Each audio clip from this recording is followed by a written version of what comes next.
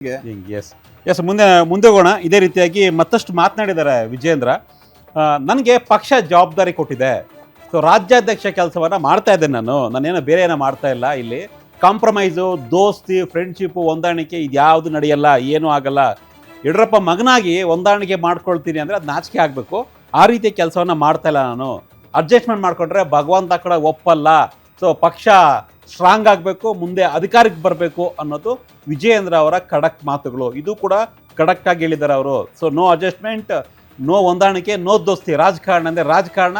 ನಾವು ಎಲೆಕ್ಷನ್ ಅಂದರೆ ಎಲೆಕ್ಷನ್ ಮಾಡಬೇಕು, ರಾಜಕಾರಣ ಮಾಡಲೇಬೇಕು, ಗೆಲ್ಲಬೇಕು. ಇದೊಂದೇ ನಮ್ಮ ಮಂತ್ರ ಅನ್ನೋದು ವಿಜಯೇಂದ್ರ ಅವರ ಮಾತು. ನೋಡೋಣ ಏನು ಮಾತನಾಡಿದ್ದಾರೆ ಅಂತ.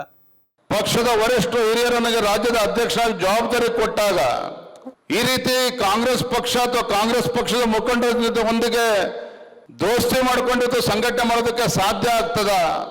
ಅದು ಕೂಡ ನಾವೊಬ್ಬ ಯಡಿಯೂರಪ್ಪವ್ರ ಮಗನಾಗಿ ನಾ ರೀತಿ ನಡ್ಕೊಳ್ತೇನೆ ಅಂತ ಭಗವಂತನು ಕೂಡ ಮೆಚ್ಚೋದಕ್ಕೆ ಸಾಧ್ಯ ಇಲ್ಲ.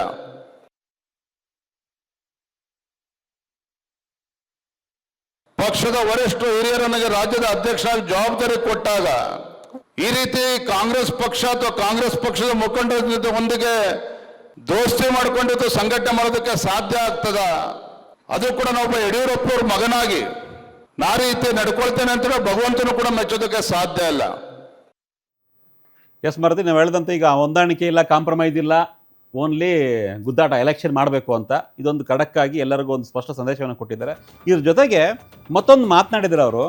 ಇದೊಂದು ರೀತಿ ವಾರ್ನ್ ಕೊಟ್ಟಂಗೆ ಬಿ ಜೆ ಪಿಯ ನಾಯಕರಿಗೆ, ಬಿ ಜೆ ಪಿ ಮುಖಂಡರಿಗೆ ಒಂದು ರೀತಿ ವಾರ್ನ್ ಕೊಟ್ಟಂಗೆ.